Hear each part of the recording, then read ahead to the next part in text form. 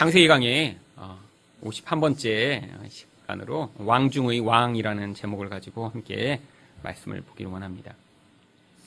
사람들이 사실 이 세상에서 무엇인가 되고 싶다면 참 왕이 되고 싶어하는 사람들이 많이 있을 것입니다. 왕이라는 것은 자기가 원하는 것을 마음대로 할 수 있고요. 또 그럴 만큼의 권력과 능력을 가진 사람들이기 때문입니다. 실제로 아직도 이런 왕들이 있는 그런 나라들이 있죠. 사우디아라비아나 또 영국이나. 그런데 이런 왕들의 삶을 보면 사람들이 부러워할 만합니다. 초호화의 생활을 하고 있고요. 자기 마음대로 살고 있거든요. 그런데 이제 세상이 많이 바뀌면서요. 예전에 왕들이 다 다스렸던 곳도 이제는 많이 변화되었습니다. 실제 이름은 왕이라고 붙이지 않지만 왕과 같은 그런 삶을 사는 사람들이 존재하고요. 우리는 그들을 왕이라고 부르지는 않지만 때로는 대통령, 때로는 CEO, 또 때로는 연예인이라고 부르는 경우들이 많이 있습니다. 한국이나 외국이나 이렇게 왕과 같은 그런 영향력, 그런 또 능력, 그런 또 재물을 가지고 사는 그런 이름들을 우리는 많이 알고 있습니다. 그런 이름들을 우리는 늘 또 TV나 뉴스에서 보고 있죠. 사실 지난주에 또 신문에 우리 미국에서 활동하는 유현진이 어깨 수술을 했다는 사실을 신문이 아주 크게 보도를 했더라고요. 사실 옆집의 아저씨가 이렇게 어깨 수술을 했으면 우리가 거기에 관심을 가질까요? 사실 옆집 아저씨가 어깨 수술을 하던 암 수술을 했던 사실 우리는 아무 관심이 없는데 유현진 사실 여기 살지도 않고 지금 미국에 살고 있는 운동선수가 이렇게 수술을 했는지 경과가 어떤지 앞으로 어떻게 될 것인지 사실 이 대한민국이 모든 사람들이 알고요. 관심을 가지고 있습니다. 왜죠? 유현진이 그만큼 사실 예전에는 왕이라고 불릴 만한 그런 힘, 그런 인기, 그런 영향력을 가지고 있기 때문이죠. TV나 신문에 나오는 바로 이런 사람들의 이야기를 우리는 들으며 우리 안에서 사실 두 가지 생각을 하게 됩니다. 한 가지는요, 이들과 같은 이런 왕과 같은 삶은 살 수 없지만 나도 세상에서 힘을 가져야 정말 잘 살 수 있을 것 같다. 또 한 가지는요, 이런 주변에 힘 있는 사람들한테 잘 보여야 나에게도 불이익이 돌아오지 않겠구나. 사실 오늘 본문엔 창세기 14장 1절 2절을 보면요, 아주 많은 왕들의 이름이 등장합니다. 이들은 실제적인 왕이었어요. 1절 2절을 보시면 당시의 시날 왕 아무라벨과 엘레사랄 왕 아리옥과 엘람 왕 그돌라오멜과 고임 왕 디다리, 소돔 왕 베라와 고모라 왕 비르사와 아드마 왕 시납과 스보임 왕 세메벨과 벨라 왕 곧 소알 왕과 싸우니라. 요 짧은 두 절에 왕들의 이름이 9명이나 등장합니다. 이들은 당시 그 지역에서 가장 영향력 있던 사람들이죠. 물론 지금과 같은 커다란 나라가 아니라 도시국가이며 작은 지역을 다스리는 사람들이긴 했지만요. 이 팔레스타인이라고 하는 그 지역에서 당시에 이들은요, 정말 영향력 있고 가장 높고 또 가장 큰 힘을 가지고 있던 사람입니다. 그런데 이런 왕들 중에도요, 제일 힘이 센 왕이 있습니다. 이 9명의 왕들 가운데도요, 사실 이 왕들이 절반씩 나눠서 지금 싸움을 했는데 북쪽에서 내려온 이 왕들의 대표인 그돌라오멜이 사실 이 전체 왕 가운데 최고의 왕임이 증명이 됐죠. 왜냐하면 북쪽에서 4왕을 거느리고 와서 이제 전쟁을 해갖고 아래쪽에서 자신을 대항한 5왕을 다 깨부시고요. 그리고 그들을 다 포로로 사로잡고 또 물건까지 다 탈취해서 지금 자기 나라로 의기양양하게 지금 돌아가고 있는 상황입니다. 그런데 이렇게 왕 중의 왕인 줄 알았던 그돌라오멜이 겨우 집에서 길리운 이런 종들이죠. 이런 종들과 함께 올라간 이 아브라함에게 처참하게 패배하고 맙니다. 사실 그돌라오멜이 모든 왕 가운데 왕인 줄 알았는데요. 사실은 이런 목장을 운영하는 한 목자장인 아브라함에게 패함으로 말미암아 그가 진짜 왕이 아니라 우리 하나님이 참된 왕이시며 그 하나님의 도움을 받는 아브라함이 세상에서 이 어떤 왕보다 강하고 높은 자임이 증명이 된 것입니다. 사실 이 318명밖에 안 되는 사람과 전쟁을 한 결과로요, 아브라함에게 그 능력이 있었음이 드러난 게 아니라 그 배후에 있던 하나님이 진짜 그에게 은혜를 주셨고 능력을 주셨음이 이 모든 사건을 통해 결론적으로 드러난 것이죠. 그래서 오늘 우리가 함께 읽은 본문에는요, 우리 하나님을 그냥 하나님이라고 부르지 않고요, 4번이나 가장 높으신 분이라고 표현하고 있습니다. 오늘 본문 18절, 19절, 20절, 22절에 보면요, 하나님을 부를 때마다 가장 높으신 분, 히브리어로는 엘리온이라고 하는 단어를 쓰는데요, 이 단어는 높다라고 하는 단어의 최상급입니다. 그거보다 더 높은 게 있을 수가 없다, 가장 높은 거다라고 이야기할 때의 이 모습, 이게 바로 하나님이시라는 거예요. 그런데 하나님을 단순히 높다라고 표현하는 게 아니라 오늘 또 본문의 19절과 22절에서는요, 하나님을 천지의 주제라고 부르고 있습니다. 여러분, 주제가 무엇인가요? 사실 이 주제라는 건요, 주인이라는 뜻이에요. 그래서 영어 번역에는요, 하나님을 하늘과 땅을 소유하신 소유자라고 번역을 하고 있습니다. 결국 하나님이 온 세상을 소유하고 계시다는 거예요. 또 그런 세상만 소유하신 게 아니라 세상 가운데 하나님이 가장 높으신 분이라는 거예요. 그러니까 세상에 아무리 왕들이 많고 그들이 힘을 가진 것 같고 그들이 이 세상을 좌지우지하는 것 같아도 하나님이 그들을 허용하시지 않고 하나님이 개입하시면 그들의 권세와 능력은 아무것도 아니라는 것이죠. 여러분, 근데 이 사실은 무엇을 통해만 알 수 있나요? 사실 영적인 눈이 열려야지만 깨닫고 알 수 있는 것입니다. 하나님이 정말 왕 중의 왕이시며 세상의 만주의 주가 되시는 사실은요, 우리가 이 세상을 살아가는 이 육신의 눈을 통해서는 받아들일 수가 없는 거예요. 세상에 살 땐 신문을 열 때마다 이렇게 높고 위대한 사람들을, 세상에서 권력과 힘을 가진 자들의 이야기만 가득합니다. 그리고 우리도 그것들을 볼 때마다 우리 안에 두려움이 있고 또한 부러움이 있어요. 그런데 성경 말씀은 끊임없이 우리에게 말씀하고 있습니다. 그들이 진짜 왕이 아니라고. 세상을 소유하고 세상 가운데 참 하나님은 우리 하나님 한 분밖에 안 계시다고요. 여러분, 결국 믿음이란 것이 바로 우리 하나님이 이런 왕 중의 왕이시며 세상을 소유하시는 만주의 주가 되신다는 사실을 말씀을 통해 믿는 것입니다. 이것을 믿을 때 우리 삶에서는 반드시 변화가 나타나게 되어 있어요.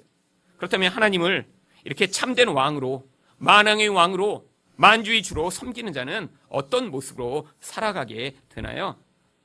첫 번째로 예수님을 통해 복을 받게 됩니다. 18절 말씀을 보겠습니다. 샬렘 왕 멜기세덱이 떡과 포도주를 가지고 나왔으니 그는 지극히 높으신 하나님의 제사장이었더라. 이 샬렘이라고 하는 곳은요, 지금의 예루살렘을 이야기하는 것입니다. 예루살렘의 고대 이름이 샬렘이었어요. 그런데 이 샬렘에 있던 이 왕, 당시에 이 왕을 멜기세덱이라고 불렀는데요. 이 멜기세덱이라고 하는 이름은요, 의의 왕이라고 하는 뜻입니다. 그런데 이 의왕이라고 불리는 이 멜기세덱이요, 또 신약에서는 그 이름이 그 다스리던 지역의 이름과 합쳐져서 또 평강의 왕이라고 부릅니다. 히브리서 7장 2절을 보겠습니다. 그 이름을 해석하면 먼저는 의의 왕이요, 그 다음은 샬렘 왕이니 곧 평강의 왕이요. 왜냐하면 여기 있는 샬렘이라고 하는 그 예루살렘의 옛날 이름이요, 샬롬이라고 하는 히브리어 평화, 평강이라는 이름에서 온 것이기 때문입니다. 여러분, 이 멜기세덱이라고 하는 존재는요, 물론 당시에 존재하고 있던 샬렘의 왕이었겠죠. 하지만 이 사람은 단순히 그냥 왕이 아니라 앞으로 오실 예수 그리스도를 모형하는 인물이었던 것입니다. 사실 의로 통치한다, 평화로 통치한다, 이것은요, 구약에서 하나님이 메시아가 이 세상에 오셔서 하나님 백성을 통치할 때 나타나게 되는 그 결과에 대해서 이야기하는 거예요. 여러분, 의라는 것이 무엇이죠? 하나님과의 온전한 관계, 사람과의 온전한 관계 안에서 살아갈 수 있는 그런 하나님의 요구를 완벽하게 지켜낼 때 얻게 되는 조건을 이야기하는 것입니다. 사실 우리 삶이 이 땅에서 이렇게 고통스러운 이유는요, 의가 없기 때문이에요. 하나님을 하나님으로 섬기지 못하니까요, 자꾸 우리 안에서 하나님이 주시는 은혜와 축복을 우리가 받아 누리지 못하고 우리 안에는 끊임없는 공허와 불만족과 불안함에 시달리게 되는 거죠. 우리 안에 이렇게 사람과의 관계에서 온전하게 의로운 관계를 맺을 수 있는 능력이 없으니까요, 우리가 그렇게 사랑해서 결혼한 사람, 내가 낳을 때는 이 아이 너무너무 예쁘고 사랑스럽다라고 하는 그 자식, 그런 가장 가까운 관계들이 다 깨어져서요. 부모와 자식 간에도 원수처럼 살고, 또 부자 간, 부녀 간에도 이렇게 전쟁과 같은 상황이 벌어진 일들이 우리 인생에서 나타나고 있는 것입니다. 이게 다 무엇 때문이냐면 우리 인생에 의의가 없기 때문이에요. 근데 이 의의는 우리가 만들어낼 수 있는 게 아니에요. 하나님이 오셔서 그래서 예수 그리스도로 말미암아 우리의 인생을 통제하시고 다스리시고 왕처럼 지배하실 때만 우리가 그 하나님의 뜻을 따라 살아갈 수 있는 의로운 자가 될 수 있는 것입니다. 그래서 구약 성경에서요, 한 분이 오시면 이런 의의가 나타나게 될 것이라고 이사야 32장 1절에서 이렇게 예언을 하고 있는데요. 보라, 장차 한 왕이 공의로 통치할 것이요 방백들이 정의로 다스릴 것이며. 이제 때가 이를 거라는 거예요. 세상이 이렇게 사람들이 힘들고 관계가 다 깨지고 고통하고 있는 그 이유인 의의가 없는 세상을 이제 한 왕이 오셔서 다스리기 시작하면 이제 사람들이 하나님과도 관계가 회복되고 서로 안에서도 그 의의가 회복돼서 이제 온전한 관계를 맺으며 살 수 있는 그날이 곧 오게 될 거라고 이사야가 예언하고 있는 거예요. 그뿐이 아닙니다. 이제 또 한 왕이 오면 또 이 세상에 평강의 통치가 임할 것이라고 성경이 예언하고 있어요. 여러분, 평화라는 게 뭐죠? 결국 강력한 힘으로 말미암아 모든 분쟁과 깨어진 것들을 다스리고 통제할 수 있을 때 그때 평화가 오는 것입니다.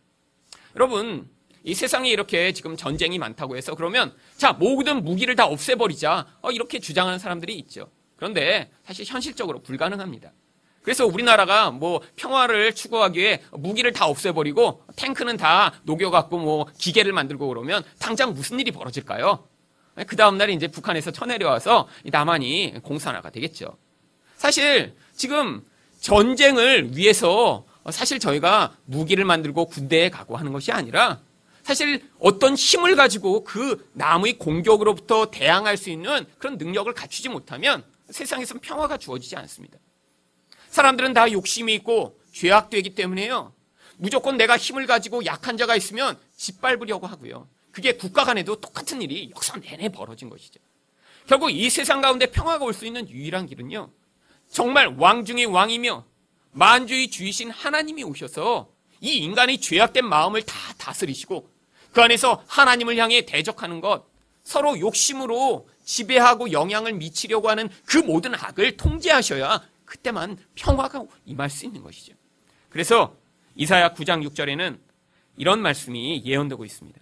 이는 한 아기가 우리에게 낳고 한 아들을 우리에게 주신 바 되었는데 그의 어깨에는 정사를 메었고, 이 정사라는 것은요, 통치라고 하는 의미입니다. 결국 한 아이가 오셨는데 이 아이가 세상을 통치하게 된다는 거예요. 근데 그 이름은 기묘자라 모사라.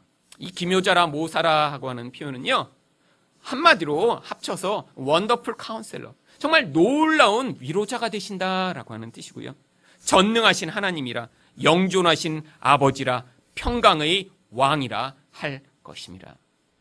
여러분, 나중에 한 아기가 태어나요. 근데 그 아기와 같은 연약한 자에게 이 온 땅을 다스릴 능력과 권세가 주어진 다음에 그분이 세상을 다스렸더니요, 세상 가운데 이렇게 평강의 통치가 임할 것이라고 예언하고 있는 것입니다. 이 예언이 어떻게 성취됐죠? 바로 예수님을 통해 성취되었습니다.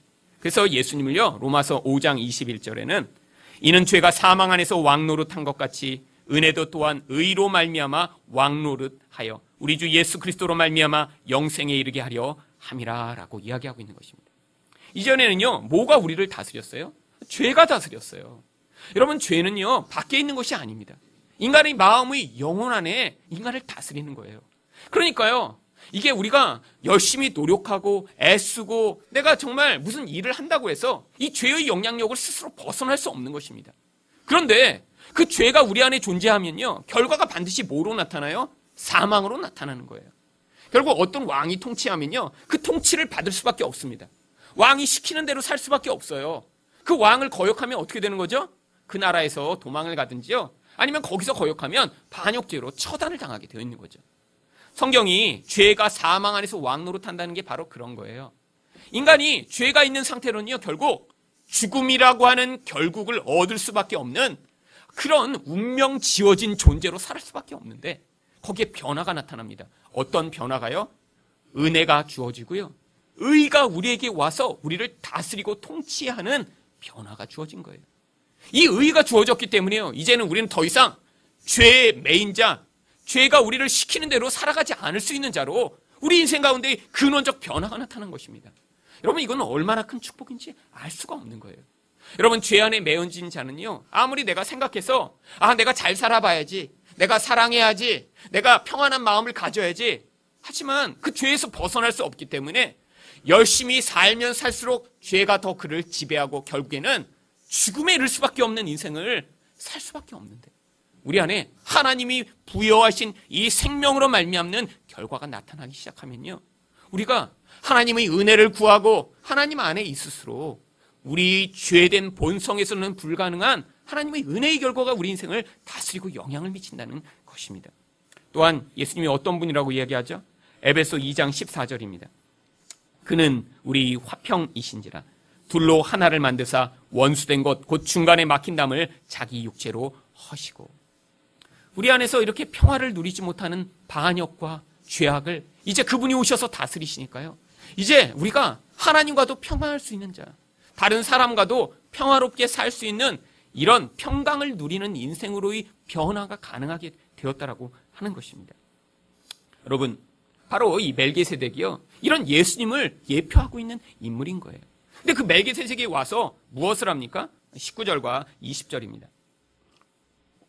그가 아브라함에게 축복하여 이르되 천지의 주제이시오 지극히 높으신 하나님이여 아브라함에게 복을 주옵소서. 너희 대적을 내 손에 붙이신 지극히 높으신 하나님을 찬송할지로다 하매. 여러분, 왜 이 멜기세덱이 와서 아브라함에게 복을 비나요? 여러분, 복은요, 바로 이 인간이 이렇게 죽음과 같은 죄에 매어진 결과로 살아가는 그 모든 인생 가운데 반드시 필요한 것이기 때문입니다. 여러분, 복을 받지 못하면요, 모든 인간은요, 이 죄가 만들어낸 그 사망과 저주의 상태에서 벗어날 수 없는데, 바로 하나님이요, 이렇게 예수 그리스도로 말미암아 우리 인생에 주시는 그 하늘 생명을 이 멜기세덱이 모형적으로 보여주는 거예요. 그래서 구약 성경에서는요, 이 멜기세덱과 같이 하나님의 복을 전달하는 자가 제사장으로 나타났고요. 그리고 이제 예수님이 우리에게 그 하나님의 복을 전달하는 그런 중보자로 이제 오셨음을 성경이 이야기하고 있는 것입니다. 여러분, 그런데 정말 여러분이 예수님이 이렇게 하나님의 생명과 하나님의 복을 전달하는 유일한 분이라는 사실을 믿고 계신가요? 이게 사실 쉽지 않습니다.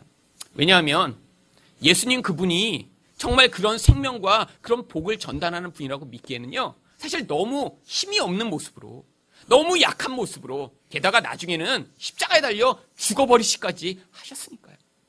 여러분, 사람들이 그래서요, 그 예수님을 나의 유일한 중보자여 나의 의존의 대상으로 삼기보다는요, 우리는 주로 축복하는 하나님, 또 나를 강하게 하는 하나님, 나를 부욕해 하는 하나님이라는 성경이 이야기하지 않는 다른 하나님을 만들어낸 다음에 그 하나님을 통해서 내가 원하는 그런 복과 은혜를 얻어내기를 원하는 거예요. 여러분, 기독교라고 하지만 그래서 두 가지 종류의 기독교가 지금 섞여 있습니다. 여러분, 한국 교회는 지금 기독교 역사가 얼마 되지 않았어요. 그래갖고요, 이렇게 섞여져 버린 기독교가 이 안에 들어와 있는데도 많은 사람들이 그것이 기독교인지 이렇게 잘못된 것인지 분별하지 못하고 살고 있습니다. 여러분, 그런데 미국 같은 경우에도요, 물론 기독교라고 이름 붙이고 교회라고 이름 붙이면서 이런 거짓된 것들을 주장하는 무리가 있어요.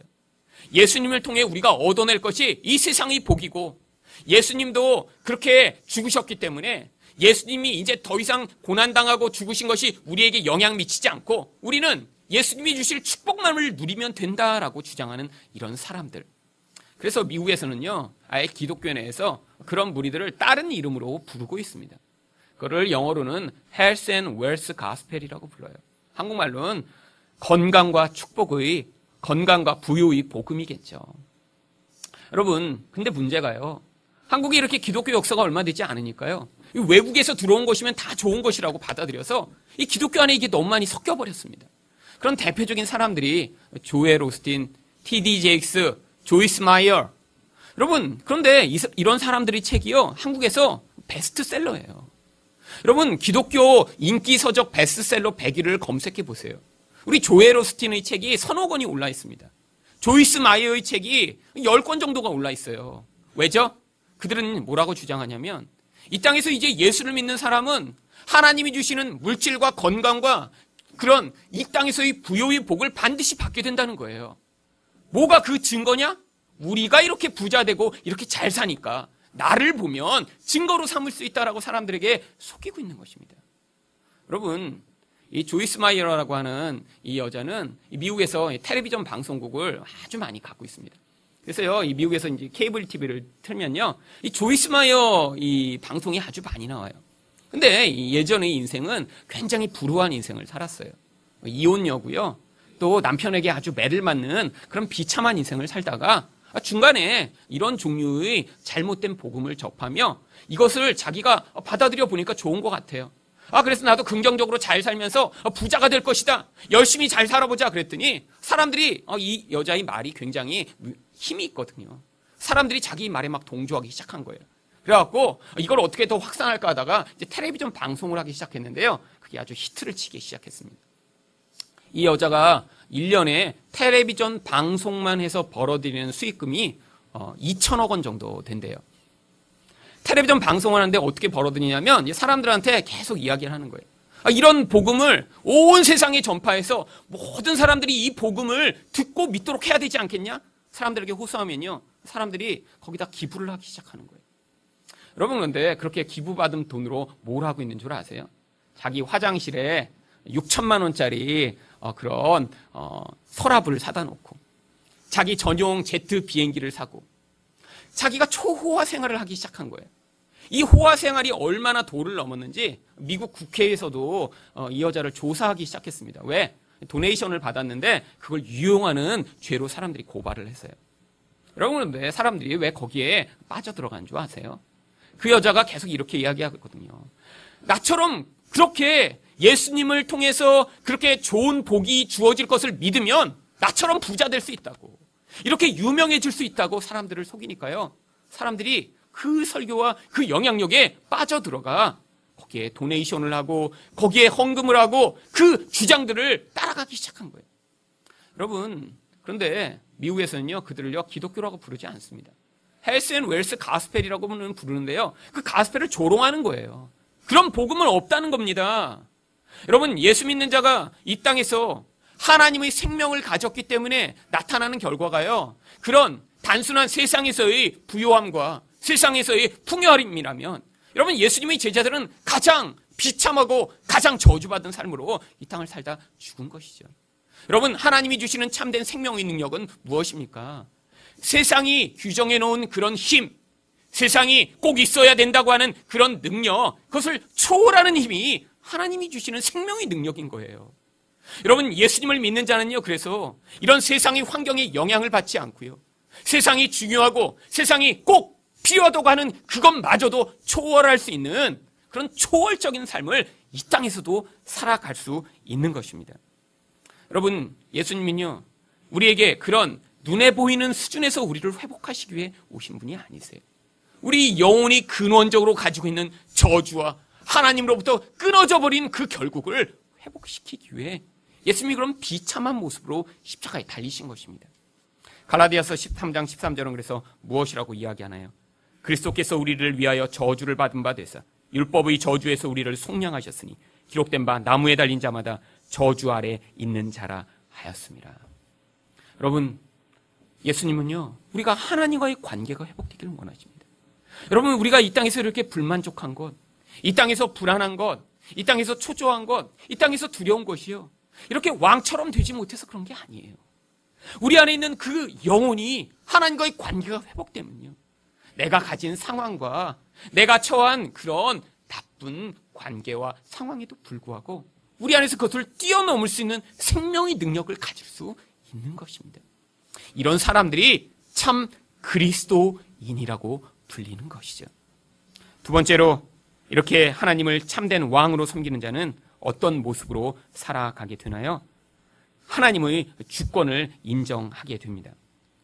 20절 하반절을 보시면 아브라함이 그 얻은 것에서 10분의 1을 멜기세덱에게 주었다라고 설명하고 있습니다. 이렇게 축복을 받고 났더니 왜 갑자기 10분의 1을 떼어서 준 것일까요? 성경에서 이 10이라고 하는 숫자는요, 항상 전체를 상징하는 숫자입니다. 성경에서는 이렇게 숫자를 가지고 어떤 의미를 전달하고 있거든요. 근데 성경에서 항상 10은요, 전체를 상징할 때 이 10을 사용해요. 근데 그 열로 전부를 나눈 다음에 그 중에 하나를 택한 것은요, 그 하나가 나머지 열을 전체를 대표한다라고 하는 의미인 거예요. 사실 아브라함이 이런 멜기세덱의 축복을 받고 그 10개로 나눈 것 중에 10분의 1을 떼어냈다는 건요, 이 나머지 10개도 사실 나로부터 말미암은 게 아니라 이게 하나님이 나에게 주신 은혜요 도움의 결과였음을 고백하는 그런 삶의 반응이었던 거예요. 사실 그래서 창세기 28장 22절에 보면요, 야곱이 이런 고백을 합니다. 하나님께서 내게 주신 모든 것에서 10분의 1을 내가 반드시 하나님께 드리겠나이다. 여러분, 야곱도요, 자기 삶에서 내 힘으로는 세상에 정말 지금 아무것도 얻을 수 없구나라고 하는 것을 절망하는 자리가 바로 이런 고백을 한 자리였어요. 왜냐하면 지금 형과 여태까지 경쟁하며 싸우다가 거기서 더 높아지고 더 축복받으려고 애썼는데 결국 지금 알거지가 돼서 쫓겨나가고 있는 상황이었거든요. 그러니까 거기서 하나님이 자신에게 나타나시자 하나님께 이런 고백을 한 거예요. 하나님, 내 힘으로는 도대체 안 되겠군요. 앞으로 하나님이 내 인생에서 부여하신 모든 삶의 결과마다 그것을 하나님이 내게 주셨음을 인정하는 그 인정의 결과로 내가 10분의 1을 하나님께 드리겠습니다. 여러분, 그래서 11조라고 하는 개념이 사실 여기에서부터 나온 거예요. 여러분, 11조는요, 구약에서 이스라엘 백성에게만 주신 그런 율법이 아닙니다. 왜냐하면 요즘 어떤 사람들이 또 이건 율법이니까 이제 아무것도 지키지 말아야 된다라고 무율법주의자들처럼 주장하는 사람들이 있어요. 그런데 여러분, 이 10이라고 하는 개념은요, 우리 삶의 전부를 이야기하는 것입니다. 여러분, 삶에서 정말 하나님이 우리 인생의 주관자가 되시고 세상에서 정말 나의 모든 것이 하나님으로부터 왔다라는 그 고백은 사실 우리에게 어떤 반응을 불러일으켜야 정상이냐면, 하나님, 내 삶에 주신 모든 것이 하나님의 것입니다라고 하는 그런 반응을 만들어내게 되어 있어요. 여러분, 진짜 내가 아무것도 얻을 수 없었는데 하나님이 모든 것들을 행하셨다면 그런 반응을 하고 그런 삶을 살아야 마땅하지 않을까요? 그런데 현실적으로는 쉽지 않습니다. 그래서요, 하나님이요, 아직도 우리에게 이런 열이라고 하는 전부를 우리에게 주신 것을 내 삶의 반응과 형식을 통해 자꾸자꾸 고백하도록 하고 계신 거예요. 여러분, 그래서 신약에서도 예수님이 마태복음 23장 23절에서 11조에 대해서 이렇게 말씀하십니다. 화 있을진저 외식하는 서기관들과 바리새인들이여, 너희가 박하와 회양과 근체의 11조는 들이되 율법이 더 중한 바 정의와 긍휼과 믿음은 버렸도다. 여러분, 이 서기관들은요, 근데 문제가요, 이 11조 안에는 그 의미를 잃어버린 거예요. 여러분, 11조의 진정한 의미는요, 그 행위 자체에 있는 것이 아닙니다. 이것을 통해 나의 삶을 고백하는 거고요, 하나님이 이루시고자 하는 나의 삶의 우선순위를 정리하는 건데 그걸 잃어버리고 형식만 남아있던 거죠. 얼마나 철저히 11조를 했냐면요, 밥 먹을 때 이렇게 후춧가루 뿌리면서도 그중에 10분의 1은 떼어서 이건 하나님 거야, 그래서 이렇게 떼어놔서 11조를 따로 한 거예요. 여기 나와 있는 박하, 회양, 근체는 우리가 밥 먹을 때 치는 소금, 후추 뭐 이런 거 같은 걸, 고춧가루 같은 걸 얘기하는 거예요. 삶을 전부를 나는 하나님께 이렇게 드려. 근데 뭘 안 했는 줄 아세요? 그것을 드리는 행위 안에 담겨야 할 진짜 마음은 하나도 없었던 거예요. 형식으로만 그렇게 한 거죠. 여러분, 한국에 기독교가 들어오고 나서 이 11조를 강조하기 시작했습니다. 그런데 이거를요, 복음의 시각에서 이야기한 게 아니라요, 사람들이 근원적으로 가지고 있는 욕망과 두려움을 이용해 사람들이 오히려 이런 종교에 매여 살도록 만드는 도구로 바꿔버렸어요. 여러분, 여태까지 11조에 대해서 어떻게 들으셨죠? 여러분들이 11조를 많이 잘하면 하나님이 그거에 따라 보상하신다라고 이야기를 들으시지 않았나요? 여러분, 대표적인 구절이 무엇인가요? 너희가 온전한 11조를 드리면 하늘에 내가 문을 열어서 너희한테 싸울 복이 없도록 복을 주나 안 주나 한번 봐라. 말라기야에 있는 이 말씀은요, 우리가 11조를 내는 만큼 하나님이 복 주신다는 말씀이 아닙니다. 인간은요, 이렇게 하나님 앞에서 온전한 법을 지킬 수 없어서 결국 하늘문이 닫혀 저주를 받을 수밖에 없는 인생이 인간임을 폭로하는 책이 말라기이기 때문이에요. 결국 그래서 인간이 행위로는 복을 받을 수 없으니까 신약에서 우리에게 복을 주시기 위해 어떤 일을 행하셨나요? 바로 예수님을 죽이시고 나서요. 예수님을 통해 하늘문이 열려지게 하신 다음에 우리에게 지금 생명의 복을 내려주시고 계신 거예요. 여러분, 우리가 열심히 헌금한다고 해서요. 하나님이 그거에 따라 우리에게 맞춰서 보상해 주지 않으십니다. 여러분 착각하지 마세요. 이 조이스 마이어가요. 어떻게 설교를 하냐면요. 사람들한테 이렇게 헌금을 그냥 내라고 그러면 안 내잖아요. 그래갖고 헌금을 낼 때 자기네가 이제 영수증을 발행해 준대요.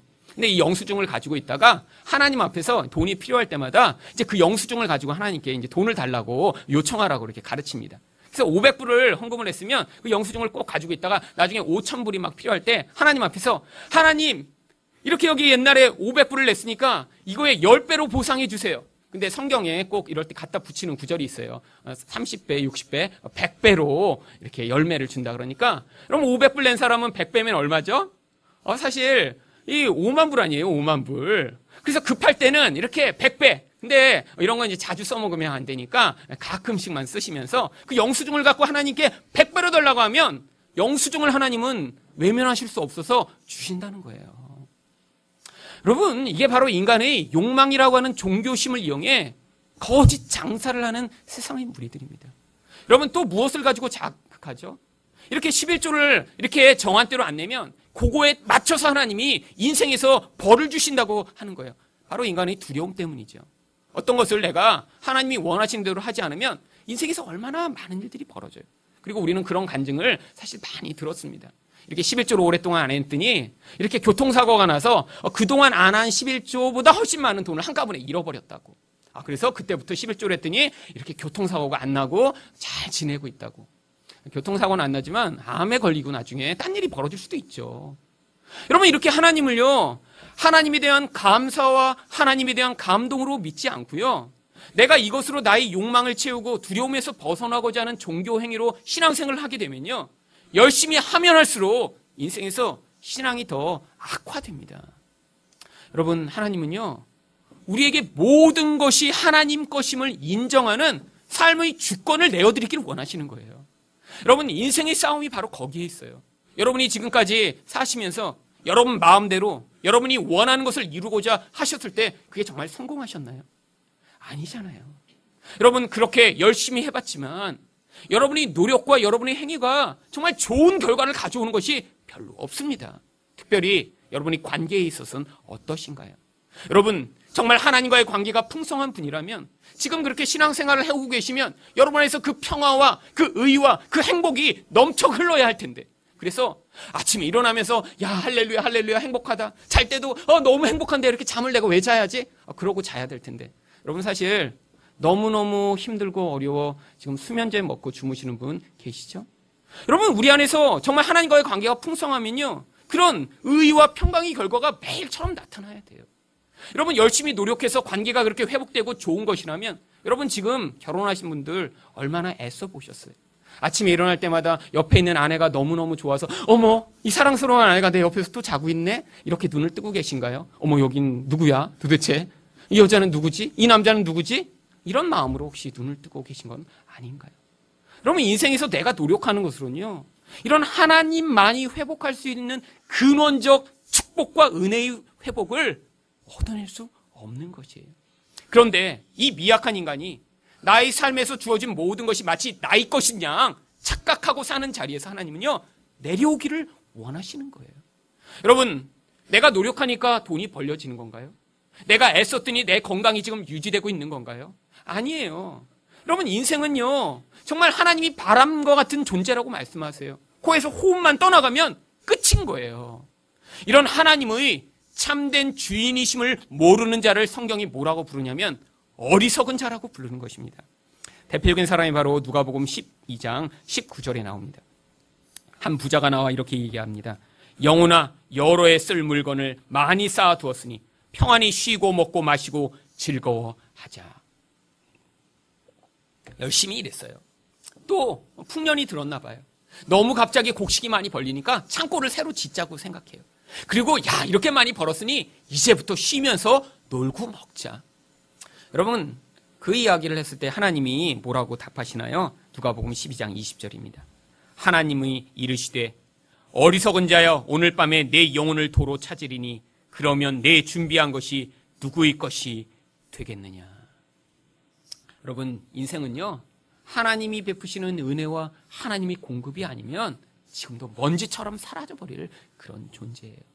그런데 이 사실을 알지 못하고 살기 때문에 하나님이 우리 삶에서 그렇게 전부를 요구하시지 않더라도 삶의 일부, 나의 시간, 나의 재능, 나의 돈의 일부를 하나님 앞에서 하나님, 이게 원래 하나님 것입니다라는 그 고백의 행위로 내놓기를 원하시는 거예요. 마지막으로 참된 왕을 섬기는 자는 어떤 모습으로 살아가게 되나요? 세상의 욕심을 버릴 수 있습니다. 17절 말씀을 보겠습니다.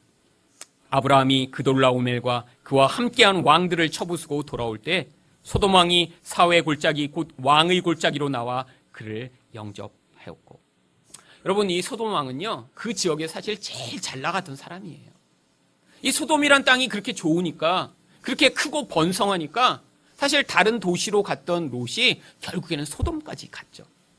전쟁이 일어나기 전에는요, 이 소돔 왕 하면요, 사람들이 야, 우리 도시에서 제일 잘 나가는 사람이네, 제일 멋진 사람이네, 제일 영광스러운 사람이네 라고 쳐다봤던 그런 사람인데, 여러분, 지금 어떤 신세죠? 포로로 잡혀가지는 않았어요. 아마 말이 있어서 열심히 도망가 버렸나 봐요. 산속에 가서 숨었다가 이제 아브라함이 그돌라오멜을 쳐부쉈다고 하니까요, 그때 나와서 아브라함을 영접하는 것입니다. 여러분, 이전에는요, 이 아브라함을 사람으로나 취급했을까요? 이방에서 온 목동 주제라고 생각했겠죠. 나는 왕인데. 여러분, 이게 바로 세상 왕들의 모습입니다. 힘을 가지고 있을 때, 높은 자리에 있을 때, 그리고 사람들이 그 힘을 부러워할 때는 왕처럼 행세할 수 있어요. 근데 이 인생이란 게요, 영원히 왕과 같은 삶을 살 수 없게 되는 것입니다. 여러분, 사실 작년, 재작년만 하더라도 신문을 볼 때 경제면을 펴면 사실 일주일에 서너 번씩 나오는 이름이 있었어요. 이건희라고. 여러분도 아시죠? 네. 너무 많이 나와서 성경의 이름보다 어쩌면 더 많이 들은 이름일 수도 있어요. 여러분, 그런데 이제 그 이름이 성경이 아니라 이 신문에서 이제 간혹마다 나옵니다. 무슨 이야기만 나오죠? 아직도 살아있더라. 근데 우리는 다 알고 있어요. 이제 얼마 남지 않았겠구나. 무엇을 보면 알 수 있죠? 이제는 그 이건이라는 이름이 희미해지는 자리에 다른 이름이 계속 나옵니다. 어떤 이름이 나오죠? 이재용이라는 이름이 지금 대체해서 계속 나오고 있어요. 왜죠? 바로 이제 또 다른 왕으로 등극하고 있으니까요. 사실 지금 준비하고 있는 거예요. 삼성에서 이제 자꾸 보도자료를 내면서 우리 이재용 회장이 어디 갔대더라, 뭐 했대더라 자꾸 지금 보여주고 있는 거예요. 왜? 새로운 왕의 등극을 준비해야 하니까. 여러분, 근데 그게 또 영원히 갈 줄 아세요? 아니에요. 얼마 지나면 또 사라져버릴 거예요. 인류 역사상 그런 사람들이요, 수없이 많이 나타났다가 사라졌어요. 어떤 사람은 10년, 어떤 사람은 20년, 어떤 사람은 30년. 여러분, 그런데요, 인생은요, 영원하지가 않은 거예요. 여러분, 1970년대 이 세상을 호령하던 그런 많은 이름들, 지금도 여러분 다 그들을 기억하고 계신가요? 들으면, 그때 유명하던 그 사람. 그런데 지금 그 권력과 그 영광이 얼마나 허망한 것인가 우리는 똑똑히 보고 있습니다. 여러분, 하나님만이 왕이세요. 하나님은 영원히 세상을 통치하는 분이세요. 이 세상이 여러분을 속이는 데 넘어가면요, 그런 허망한 권력, 허망한 힘을 바라보며 부러워하고 거기에 주눅드는 인생을 살게 되는 거예요.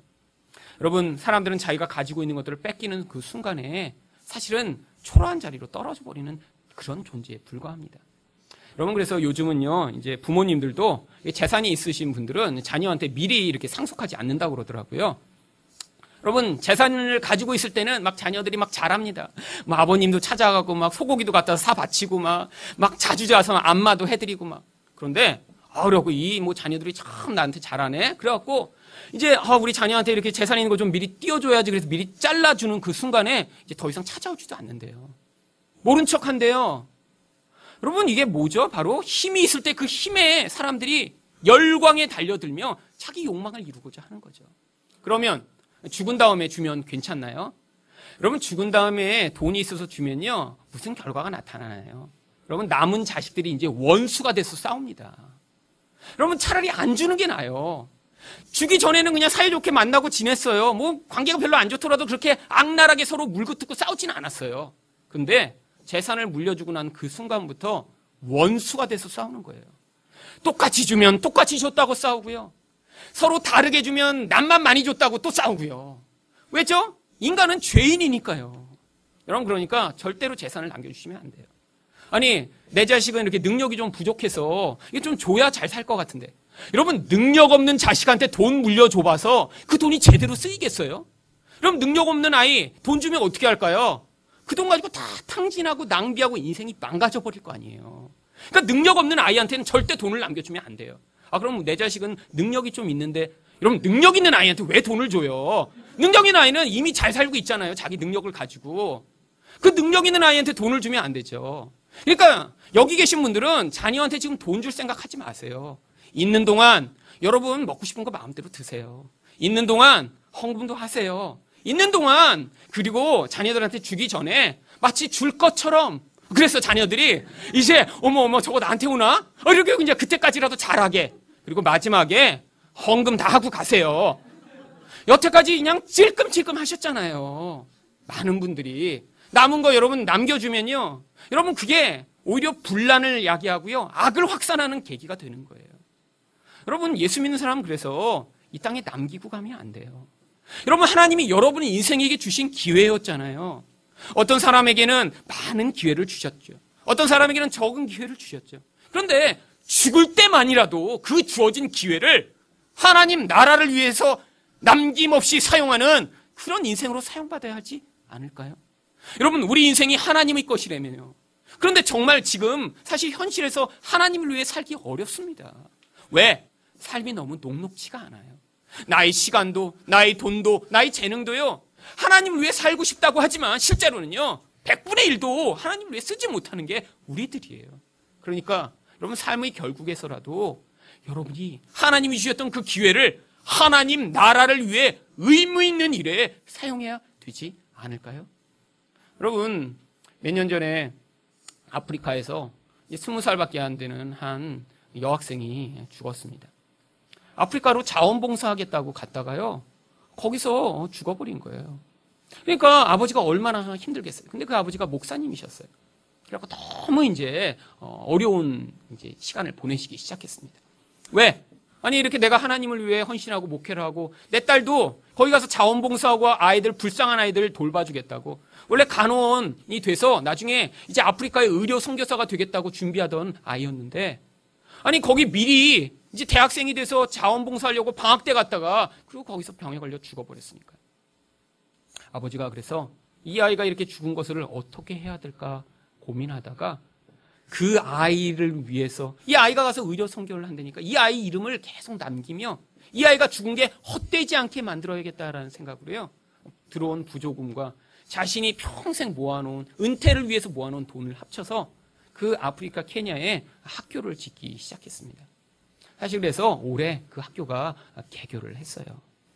여러분 그게 바로 이 땅에 정말 겨자씨처럼 심겨져서 아주 작은 그런 겨자씨가 죽어버린 것 같은데 그런데 거기에서 생명이 잉태되는 결과로 나타나는 것입니다.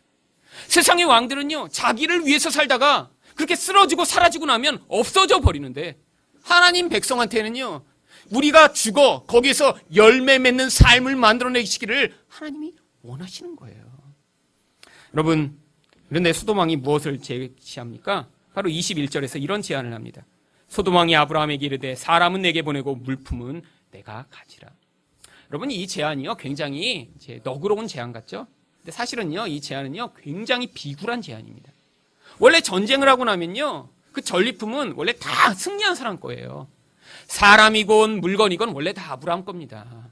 그러니까요 마치 내가 물건은 포기하는데 사람은 원래 내 거니까 달라고 얘기하는 것 같지만요 지금요 그 물건까지 달라고 했다가는 사람도 안 줘버릴까봐 지금 덜덜 떨면서 그 종들이라도 좀 제발 돌려보내줘 라고 지금 비굴하게 얘기하는 거죠. 여러분 여기서요 아브라함이요 그거 원래 내 거야 내가 뺏어왔으니까 너는 아무런 권리가 없어 라고 주장하면요 그냥 소돔왕은 그러고 끝나고 가버려야 돼요. 왜? 승리자의 것이니까요. 근데 아브라함이 뭐라고 답합니까? 22절과 23절입니다. 아브라함이 소돔 왕에게 이르되 천지의 주제시여 지극히 높으신 하나님 여호와께. 여러분, 이 구절이 어디서 나왔죠? 바로 위에서 멜기세덱이 아브라함을 축복할 때 나왔던 구절입니다. 바로 아브라함은요, 멜기세덱의 축복을 들으며 맞아. 우리 하나님이 세상을 다스리셔. 하나님이 세상에서 가장 높은 분이셔. 하나님이 세상을 모두 다 소유하고 계셔라고 하는 믿음의 반응을 하게 된 거예요. 그리고 그 믿음에 따라 뭐라고 반응하냐면, 내가 손을 들어 맹세하노니 내 말이 내가 아브라함으로 치부하게 하였다 할까 하여 내게 속한 것은 실 한 오락이나 들매끈 한 가닥도 내가 가지지 아니하리니. 여러분, 전부 포기해버립니다. 왜죠? 이 세상에 내가 이렇게 욕심을 부려서 더 갖는 것이 나의 진정한 행복과 만족이 아님을 깨닫고요, 가차없이 포기할 수 있는 거예요. 여러분, 그렇다고요 모든 것을 포기한 건 아닙니다. 바로 아주 현명하고 또 지혜롭게 판단을 해서 적절한 선에서 자기와 함께했던 사람들이 이익을 얻을 수 있도록 24절에서 이렇게 반응합니다. 오직 젊은이들이 먹은 것과 나와 동행한 아넬과 에스골과 마므레의 분깃은 제할지니 그들이 그 분깃을 가질 것이니라. 왜죠? 바로 이렇게 말도 되지 않는 싸움에 동참한 이 생명을 내건 사람들에게 그가 애쓴 결과에 대해서 보상을 내려주는 거죠.